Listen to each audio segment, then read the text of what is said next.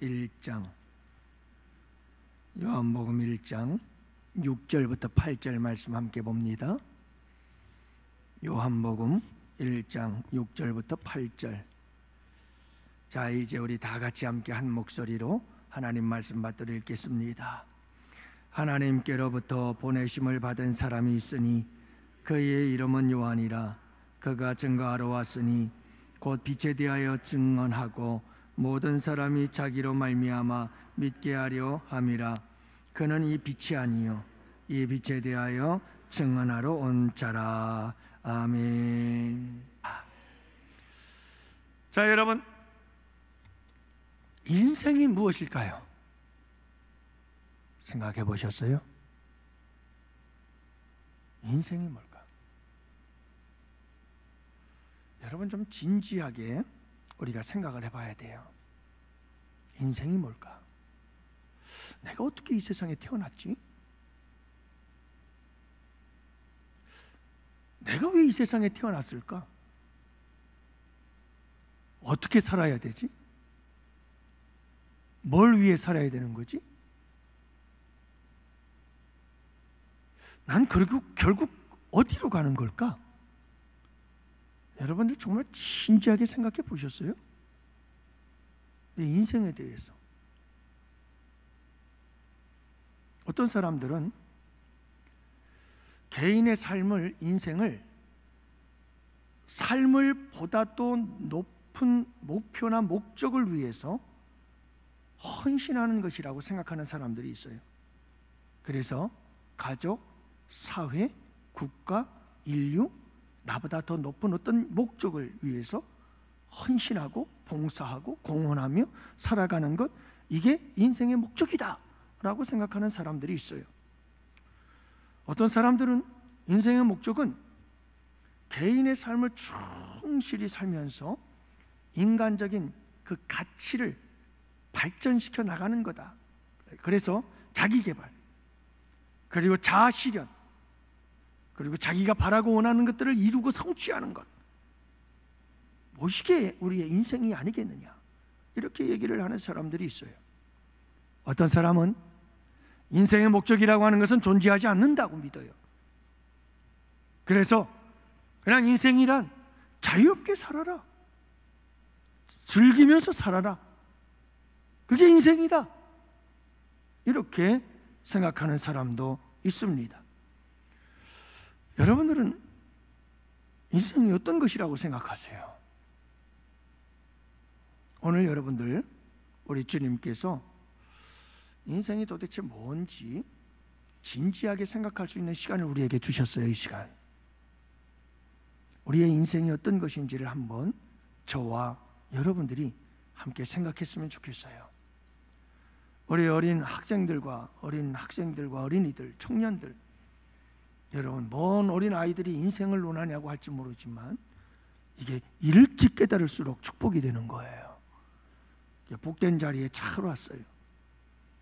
여러분, 오늘 말씀에 보면 세례 요한이라는 사람이 등장을 하는데, 이 세례 요한이라고 하는 사람이 이 세상에 왜 왔느냐, 어떻게 왔느냐, 무엇을 위해서 왔느냐, 이걸 지금 말씀해 주고 있는 거예요. 여러분, 이 말씀을 통해서 우리의 인생은 어떻게 와서, 무엇을 위해 와서, 무엇을 위해 살다 가야 되는지 분명한 우리의 인생의 목표와 목적을 가르쳐주고 있다는 것을 알 수가 있어요.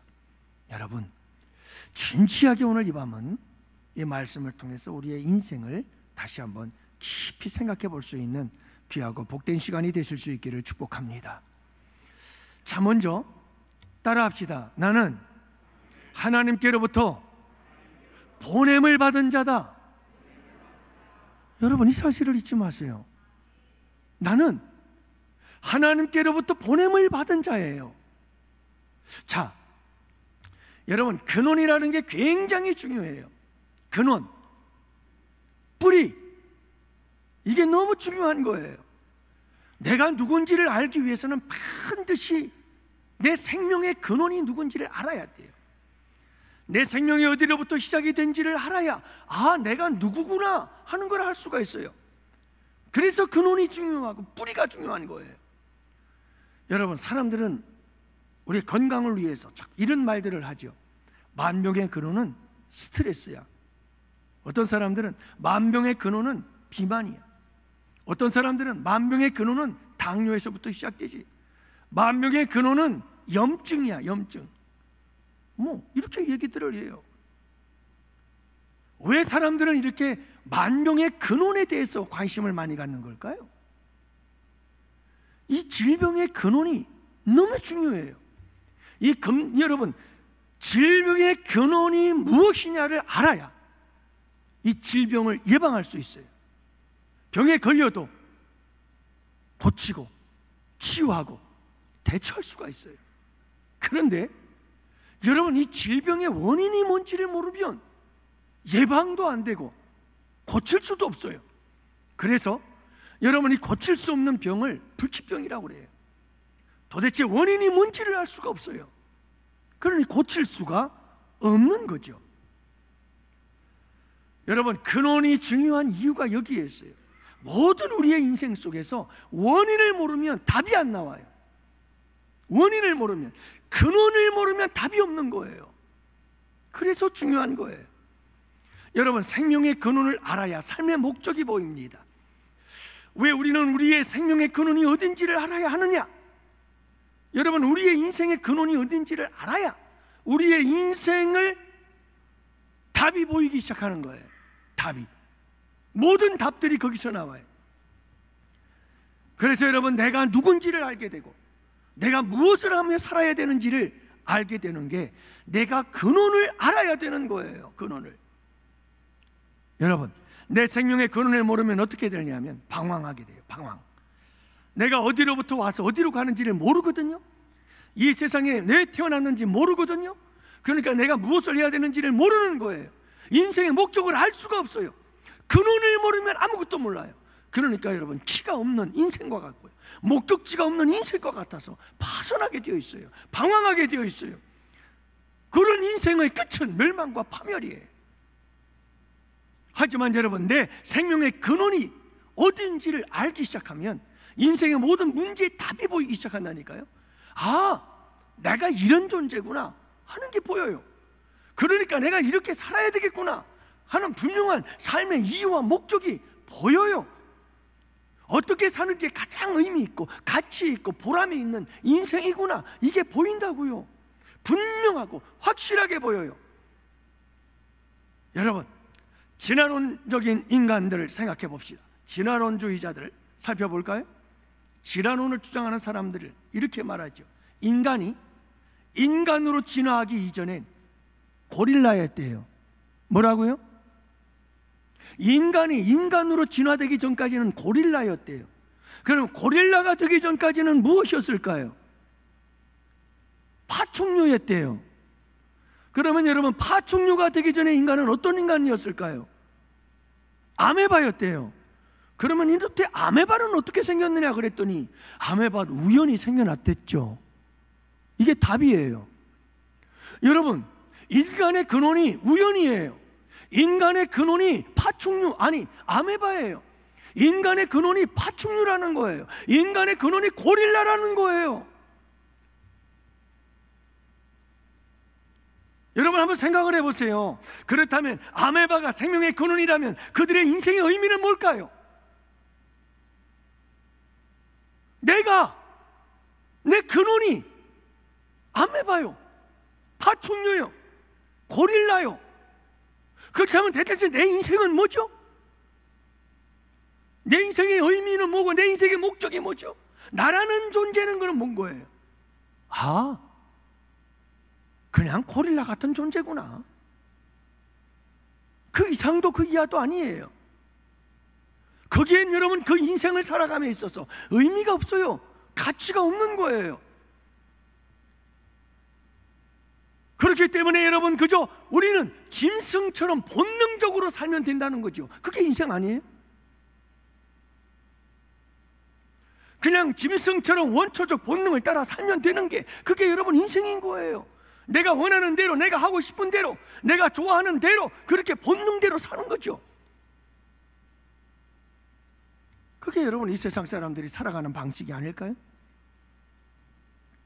이 세상의 과학 문명이 눈부시게 발전했다고 난리죠. AI 시대가 도래했다고 난리잖아요. 도대체 그게 무슨 의미가 있죠? 내가 누군지를 모르는데, 인류가 내가 누군지를 모르는데, 어떻게 사는 게 가장 내 인생의 목적이며 가장 가치 있고 보람 있고 의미 있는 인생인지를 모르는데, 여러분 아무리 과학이 발전한들 그게 무슨 의미가 있죠?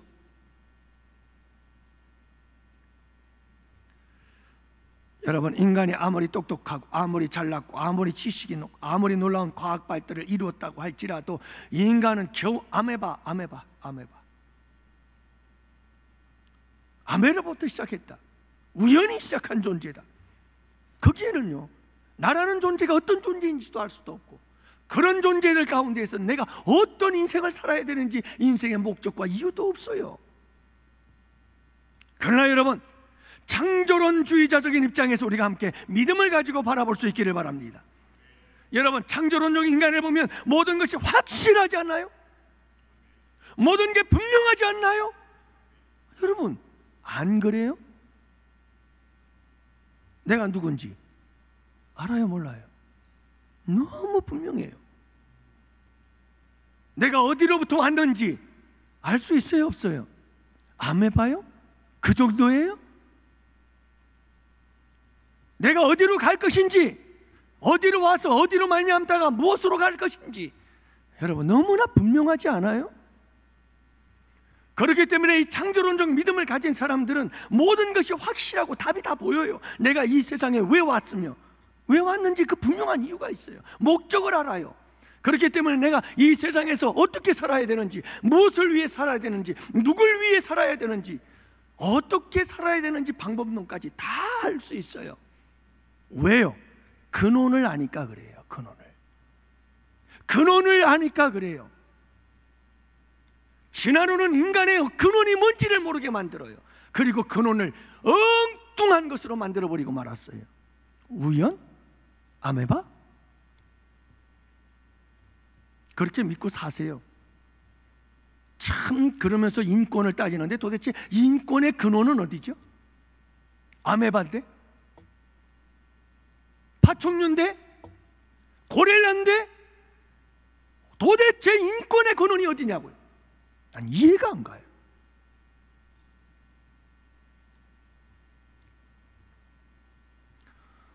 사랑하는 성도 여러분, 세례 요한을 우리 주님은 이렇게 소개하고 있습니다. 오늘 본문 말씀에 보면 하나님께로부터 보내심을 받은 사람이 있으니 그의 이름은 세례 요한이라. 너무 분명하잖아요? 아니, 너무 분명하잖아요. 너무 쉬워서 문제죠. 좀 어려워야 믿는데 너무 쉬우니까 안 믿어지죠. 하나님께로부터 보내심을 받았다고요. 누가 우리를 세상에 보냈다고요? 하나님이 보냈다는 말이잖아요. 하나님께로부터 우리는 왔다는 말이에요. 우리의 근원은 하나님이라는 거예요. 그분은 창조주이시고 우리는 피조물이다.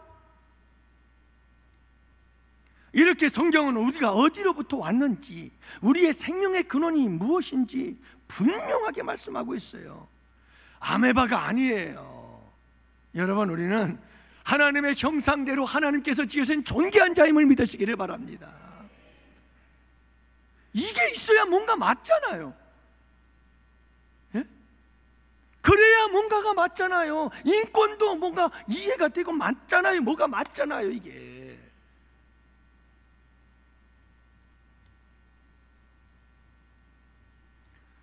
그래서 요한복음은 예수님을 창세전부터 계신 분이라 예수님의 선지성에 대해서 얘기를 한다고 그랬잖아요. 하나님과 함께 계셨다. 로고스 말씀으로 계셨다. 하나님은 창세전부터 계셨다. 그분이 예수 그리스도요. 예수 그리스도는 하나님이시다. 왜 그렇게 창조주 되심을 강조하는 줄 아세요?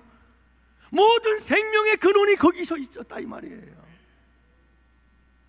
분명한 생명의 출처, 생명의 근원이 하나님에게 있었고 예수 그리스도에게 있다는 것을 말씀해 주기 위해서인 거예요. 이게 아무것도 아닌 것 같지만 너무 중요한 거예요. 예? 우리 생명의 근원이니까요. 온 우주 만물의 생명의 근원이니까요. 근원을 모르면 아무것도 아닌 거예요. 사랑하는 성도 여러분, 예수님은 하나님과 함께 우주 만물을 창조하신 창조주 하나님이시라는 것을 믿으시기를 바랍니다. 그리고 그 생명으로부터 우리가 모든 것이 우리가 나온 거예요. 우리가 거기서부터 왔어요. 그분이 보내신 거예요. 우리는 피조물이라는 거죠. 하나님의 형상대로 지음받은 아메바가 아니고 파충류가 아니고 여러분 고릴라가 아니라 하나님의 그 거룩한 형상대로 지음받은 존재다. 이 사실을 잊지 마시기를 바랍니다. 그리고 분명한 이유와 목적을 가지고 하나님께서 우리를 이 세상에 보내신 거예요. 우리 서로 인사합시다. 당신은 하나님께로부터 보냄을 받은 자입니다. 진짜예요. 이거 잊어버리면 안 돼요, 여러분. 두 번째로 우리가 생각해 봐야 될 것이 있어요. 나는 빛에 대하여, 우리 다 같이 따라합시다. 나는 빛에 대하여 증언하기 위해서 보냄을 받았다. 자, 이제는 내가 누군지를 알았어요. 난 하나님께로부터 보냄을 받은 자예요. 하나님이 보내서 온 자라는 거예요. 하나님은 창조자이시고 나는 피조물이라는 거예요. 그분은 나의 아버지가 되시고 나는 그분의 자녀인 거예요. 자기 거룩한 하나님의 형상대로 지음받은 존재라는 걸 알았어요. 그 다음에는 두 번째로 중요한 게 뭐냐면, 그렇다면 나는 왜 이 세상에 하나님께서 보내셨는가 하는 거죠. 그게 바로 뭐예요? 세례 요한에게 말씀하신 거예요. 그래서 여러분 7절 말씀에 답이 나와 있어요. 다 같이 함께 보실까요? 우리 7절 말씀을 보십니다. 그가 증언하러 왔으니 곧 빛에 대하여 증언하고. 자, 왔어요. 왜 왔어요? 세례 요한이 이 세상에 온 분명한 이유가 있어요. 분명한 하나님께서 왜 세례 요한을 이 세상에 보내셨느냐 하면 이 세상에 목적을 가지고 보내신 거예요. 목적을 가지고. 그 목적이 뭐냐 하면, 좀 더 넓은 의미에서 말하면 하나님을 위해서 살라, 예수 그리스도를 위해서 살아라. 그래서 보낸 거예요. 세례 요한에게 조금 더 좁은 의미에서 말하면 세례 요한에게는 특별한 사명이 있었는데, 그 사명이 뭐였죠? 빛에 대하여 증언하는 거예요. 빛이 누구죠? 예수 그리스도. 그 예수님이 먼저 6개월 전에 와서 예수님의 길을 예비하기 위해서 그는 예수님을 증언하는 자가 되어야 되는 거예요. 이 거룩한 사명을 가지고 온 거예요.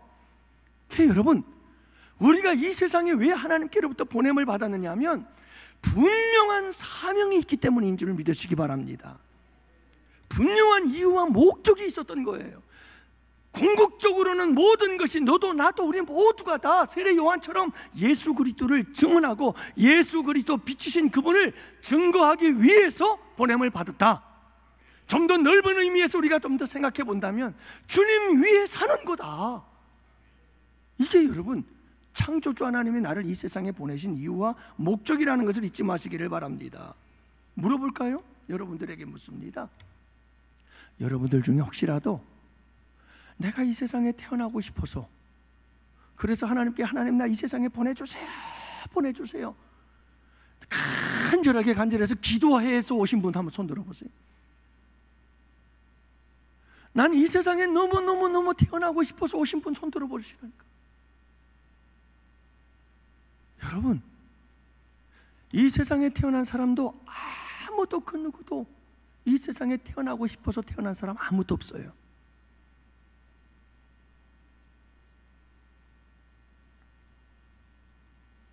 사랑하는 성도 여러분, 우연히 태어났다고 생각지 마세요. 사랑의 장난으로 태어났다고 생각하지 마세요. 어쩌다가 실수로 태어났다고 생각지 마세요. 여러분, 하나님께서 우리를 보내셨습니다. 분명한 이유와 목적을 가지고 보냈습니다. 여러분들이 지금 처지와 형편이 어떠하든 내가 여러분 남들보다 똑똑하지 못하고 남들처럼 정상적이지 않을지라도 분명한 이유가 있어요. 하나님은 나를 이 세상에 보낸 분명한 이유와 목적이 있고 사명이 있다는 것을 여러분들이 잊지 마시기를 바랍니다. 여러분, 복음 전도자 닉 부이치치 잘 알잖아요, 그죠? 두 다리도 없고 두 팔도 없이 태어나가지고 뭐 수영도 하고 축구도 하고 별걸 다 하대요. 그리고 이런 복음 전도자가 되어 세상의 세계를 누비면서 희망 전도사로 사역을 하고 있잖아요. 얼마나 많은 사람들에게 희망을 주고 감동의 눈물로 여러분 절망에서 희망을 얻게 만들어주는 사람. 두 팔이 없고 두 다리 중에 하나가 중증 장애를 가지는 레나 마리아, 여러분들 영상 한번 보셨잖아요. 수영 선수로 금메달 4개를 땄어요. 그런다가 천상의 목소리가 있다는 걸 알고는 여러분 천상의 목소리를 가지고 세계를 누비며 복음을 전하고 있잖아요. 주님을 찬양하면서. 2024년 패럴올림픽에서도 여러분 다리가 없고 팔이 없어요. 다리가 요만해요. 두 다리가. 팔은 없어요.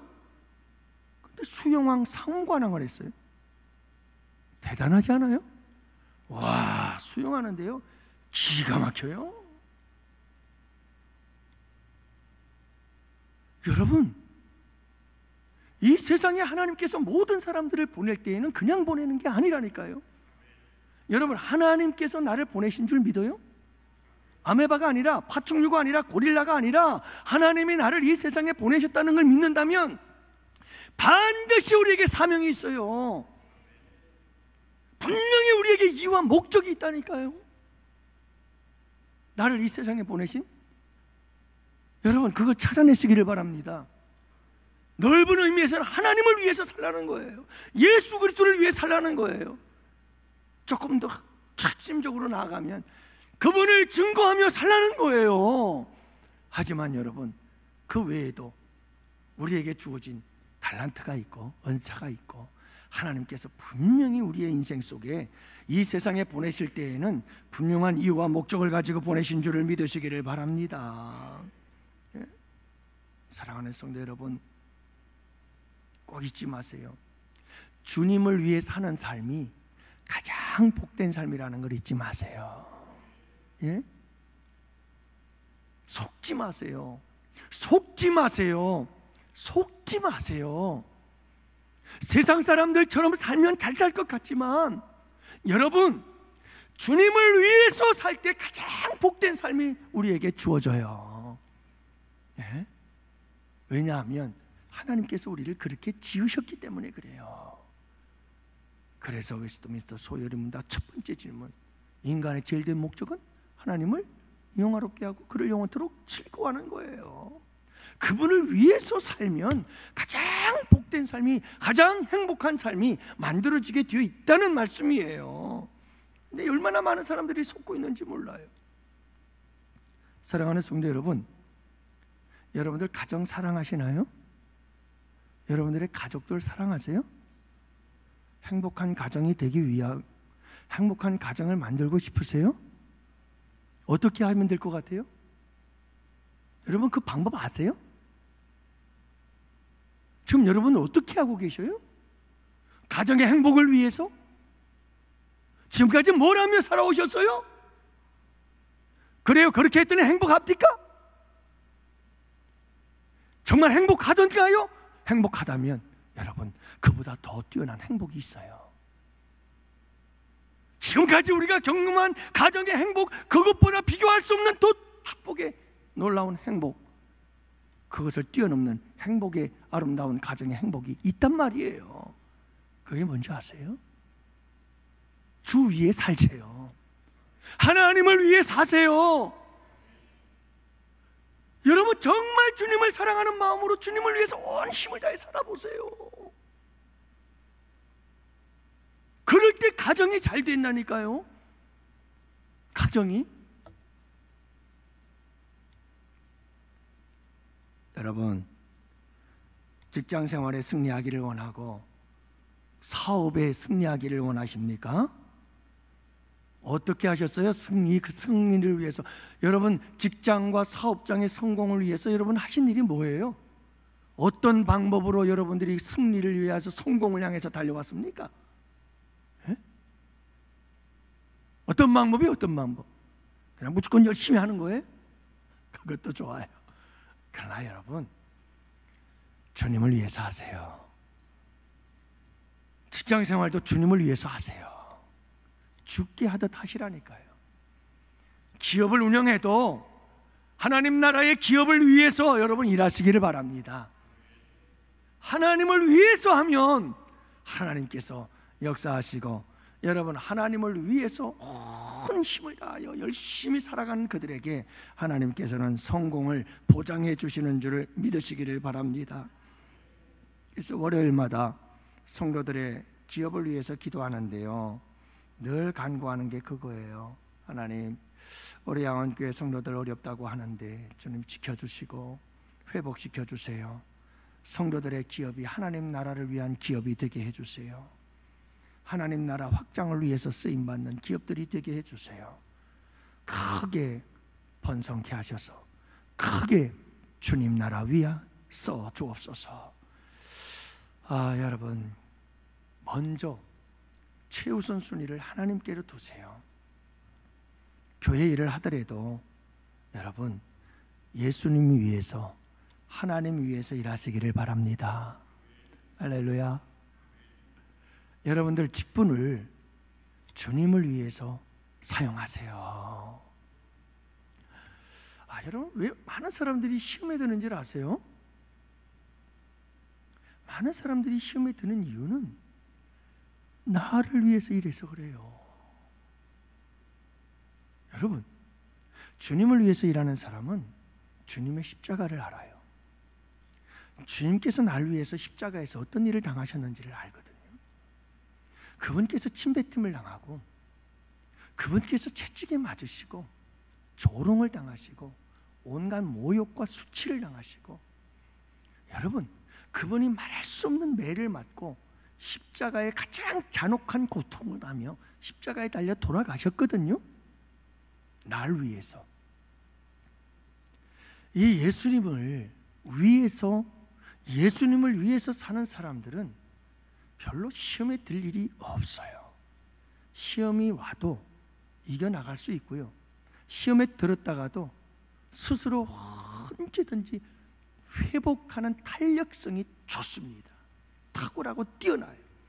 고무줄을 당겼다 놓으면 탕탕 튕겨오는 것처럼 정말 예수 위에 사는 사람들은 여러분 시험에 들었다가도 금방 제자리로 팍 돌아와 버립니다.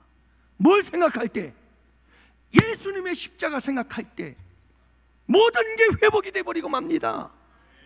근데 날 위해서 일하는 사람이 있어요. 목사도 날 위해서 일하는 사람이 있고요, 장로도 날 위해서 일하는 사람이 있고요, 안수집사, 권사도 자기를 위해서 일하는 사람이 있어요. 이런 사람들은요, 자기의 자존심을 요만큼 건드린다거나 자기에게 요만큼 손해를 끼친다면 절대로 못 참아요. 엄청난 시험거리가 돼버려요. 견디질 못하는 거예요. 다 넘어지고 쓰러져 버려요. 나를 건드려? 왠지 아세요? 나를 위해서 일하니까 그래요. 나를 위해서 정말 주님을 위해서 일한다면요, 여러분 시험들 게 어디 있어요. 우리 예수님이 나를 위해 가신 그 길을 생각해 보세요. 예? 뭐 시험들 게 뭐가 있겠어요.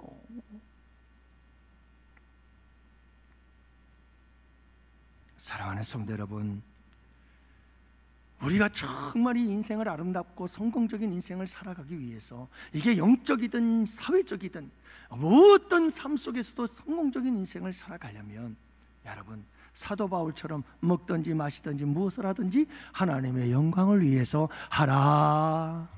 하나님 위해서 그냥 사세요. 그냥 거기에 가장 큰 은혜와 축복이 있는 줄 믿으시기를 바랍니다.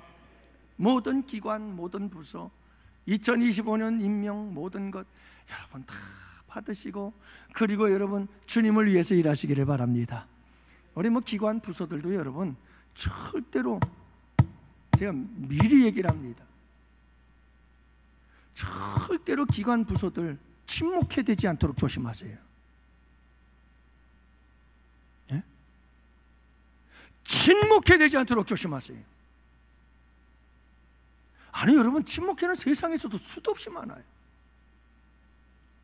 교회까지 와서 친목회 할 이유가 뭐가 있어요? 기관, 부서 왜 주셨죠? 친목회 하라고요? 아니에요. 누굴 위해 일하라고? 주 위해 일하라고요. 주님 위해 일하라고요. 예수 복음 전하라고요. 어저께도 점심을 먹으러 갔어요.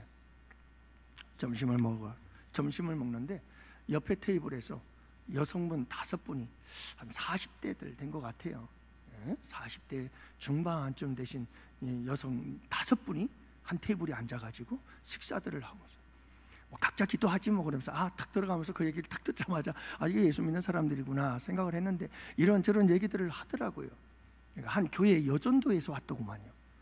죄송합니다, 제가 엿들어서 뭐 바로 옆에 있으니 안 들을 수가 없잖아요.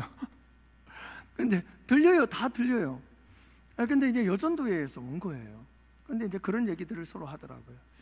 올해 전도하기로 했었던데 그 전도하는 걸 깜빡 잊고 그냥 지나쳤다는 거예요. 그 얘기를 딱 들으면서 참 귀하다. 이 여전도회는 전도를 계획을 세우고 있었구나. 그래서 전도하려고 했었구나. 그래서 여러분, 제가 아직도 다 파악을 못 해봤습니다. 다 읽지는 못했습니다. 내년도 2025년도 계획을 세워서 보내주셔야 되는데, 여러분 이 2025년도 계획에 여러분 제가 꼭 그러잖아요. 작년에 했던 거 100개 써서 내지 말고 창조적인 사람들이 되어라. 창조적인 사람들이 되어라. 제가 미리 2025년도 우리 교회 표를 말씀을 드리잖아요. 열정적 영성으로 도약하자, 이렇게 여러분들에게 말씀드리잖아요. 그러면 여러분 거기에 맞춰서 우리 여전도회가, 남전도회가 주님을 위해서, 하나님의 교회를 위해서 무엇을 해야 될까? 이걸 좀 생각하라고요. 열정적으로 기도에 불을 붙이자. 우리 밤기도 나가자. 일주일에 한 번씩, 아니면 한 달에 한 번 적어도 우리가 밤에 나가서 열심히 교회를 위해서, 복음 전파를 위해서 기도하자. 우리의 믿음과 신앙이 불붙도록 함께 기도하자. 뭐 좀 이런 계획 세워야 되는 거 아니에요? 우리 여전도회, 남전도회 우리 한번 전도하자. 화요일날, 목요일날 우리 한번 직장 월찬에서 한번 가자. 월찬에서 여러분 우리 일 하는데 놀러 가는 위해서 우리가 필요하면 월차도 잘 냅디다. 근데 여러분 한번 생각해 보세요. 복음 전파하는 일을 위해서 월차 한번 내보셨어요? 뭐 그런 분들도 계실 거예요. 여러분들도 계실 거예요. 하지만 여러분, 아직도 그런 일에 도전하지 못한 분들은요, 주님 보실 때 부끄러워요. 그러니까 여러분 한번 월차 내보세요. 이렇게 열정을 가지고 우리 함께 만들어 가자는 거거든요. 이런 걸 할 생각은 안 하고요. 맨날 어디 놀러 갈까. 여러분, 코이노니아, 친교와 교제를 위해서 그런 부분들은 그냥 한 번씩 툭툭 좀 한 번씩 하는 거예요. 어쩌다 그게 주가 돼버려가지고요. 그게 주 사역이야. 주 사역. 아니, 저 옆에 다른 동네 교회들, 우리 교회는 아직 안 그래. 그래서 예방한다고 그러잖아요. 미리 예방 차원에서. 사랑하는 성도 여러분, 어떤 분이 그런 얘기를 해요. 우리 교회가 열심히 전도를 하니까 이 주변에 있는 교회들이 가만히 있을 수가 없는 거예요. 그리고 우리 교회에 대한 소문이 너무 많이 났어요, 주변에. 그럼 우리 노예 같은 경우는 그냥 막 소문이 얼마나 났는지 몰라요. 너무 과장된 것 같아요. 확실히 소문은 확실히 뻥튀기를 많이 되는 것 같아요. 그래서 저도 불안하고 걱정이 되더라고요. 근데 여러분, 좋은 소문이니까 좋기는 좋지만 너무 과장되는 것 같아가지고 아니다고 그러는데 안 믿어요, 또 그분들은. 근데 여러분, 이렇게 우리가 열심히 전도하니까 나타나는 현상 중에 하나가 뭐냐면, 인천 순복음교회도 전도를 안 했어요. 근데 그분이 그러더라고요. 전도를 나갔는데 전도를 하더래요. 그래서 어떻게 전도를 하게 됐냐고 그랬더니 우리 교회가 자꾸 전도해가지고 자기네도 이제 전도를 새로 시작했다는 거예요. 얼마나 좋아요. 여러분, 우리가 이 인천 지역에 잠든 교회들을 깨우는 거 아니에요? 여러분, 이거 우리 교회 정말 잘하는 거 아니에요? 절대로 우리 교회만 몰래 전도해가지고 우리 교회만 부흥되겠다는 생각하지 마세요. 여러분, 다른 교회를 깨우고 다른 교회들도 전도하게 만들고 그래서 영혼 구원하는 일에 이단들에게 뺏기지 말고 나가서 열심히 전도하게 만드는 거, 이게 여러분 한국교회를 이끌어가는 힘이 되는 줄로 믿습니다. 이게 여러분 우리 주님을 위해서 일하는 아름다운 모습 아닐까요? 우리 주님이 얼마나 기뻐하실까요? 여러분, 우리 주님을 위해서 열심히 일합시다. 예? 그리고 빨리 해서 20분 안에 마치도록 하죠. 2가지가 남았는데 간단하게 말씀드립니다. 여러분, 세례 요한은 빛으로서 오신 예수 그리스도를 증거하기 위해서 오신 거예요. 그 예수 그리스도를 전파하기 위해서 오신 거예요. 그렇죠? 네, 분명한 목적이 있어요. 주님을 위해 살려고 온 거예요. 주님을 위해 살다가 죽으려고 온 거예요. 그리고 세례 요한은 정말 그렇게 살았어요. 그리고 짧은 인생 살고 갔어요. 하지만 그는요, 정말 우리 주님께서 큰 사람이라고 얘기를 해요. 여자가 낳은 중에 큰 자라고. 멋지지 않아요? 근데 여러분, 또 한 가지가 있어요. 하나님께서 세례 요한을 왜 보냈느냐 하면 예수 그리스도 빛 대신 그분을 증언, 말로써 증거하기 위해서 온, 또 하나는 자기로 말미암아 모든 사람이 예수를 믿게 하려 함이라. 여기에는 다른 의미가 있어요. 누구로 말미암아? 자기로 말미암아. 누구?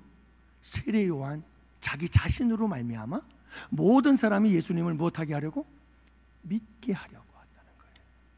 그래서 세례 요한의 삶은 독특해요. 광야에서 살았고요, 메뚜기와 석정을 먹었고요, 약대 털옷을 입고 띠를 띠고, 그는 구별된 삶을 살았고 거룩한 삶을 살았어요.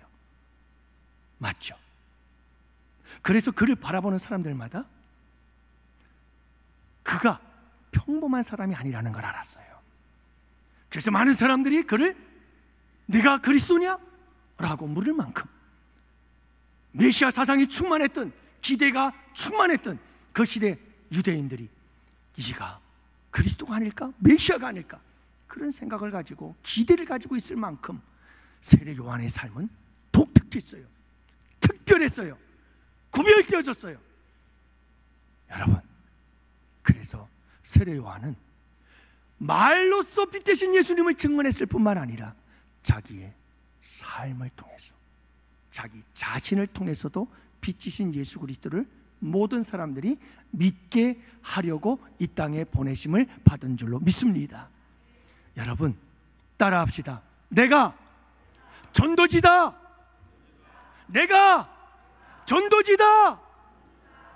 여러분, 우리가 700만 원, 800만 원, 800만 원 1년 동안 전도용품을 구입했어요. 돈 1000만 원 정도의 전도지를 받아들어서 전도용품 만들어서 구입해가지고 스티커 붙이고, 우리 이현종 원사는 팍나 스티커 붙이고, 오늘 환영이도 와가지고 긴급 투입돼가지고 스티커 붙이고, 예. 그렇게 열심히 붙여가지고요 1000만 원어치를 1년 동안 뿌린 거예요. 근데 여러분, 그 전도지도 소중하지만 내가 전도지라니까요. 나 자신이 전도지예요. 내 삶이 전도지예요. 세례 요한은 전도지로 세상에 보내진 거예요. 자기로 말미암아 모든 사람이 예수를 믿게 하려고 이 땅에 보내진 자, 그가 세례 요한이었다니까요. 여러분, 우리도 그렇게 부름을 받은 거예요. 나는 누구다? 하나님이 보낸 전도지다. 사람들은 나를 통해서 모든 사람들이 예수를 믿게 하려고 하나님의 자녀로 부르신 줄 믿습니다. 여러분, 어떠신가요? 사람들이 나를 보고 예수를 믿을까요? 아니면 사람들이 나를 보고 예수 믿으려 하다가 도망을 칠까요? 전도지가 되어야 되는 거예요. 전도지가요. 이게 여러분 세례 요한을 보낸 이유와 목적이라는 거예요. 우리의 삶은 분명히 구별되어져야 돼요. 그래서 우리는 순수한 예수 그리스도의 전도지가 되어져서 모든 사람을 예수를 믿게 만들 수 있는 사람들이 되어야 하는 줄 믿으시기를 바랍니다. 마지막 한 가지를 더 말씀드리면, 여러분, 세례 요한은 빛이 아니었어요. 세례 요한은 빛이 아니에요. 빛에 대하여 증거하러 온 자예요. 자기 정체성 분명했어요. 세례 요한은 절대로 자기 자리를 떠나지 않았어요.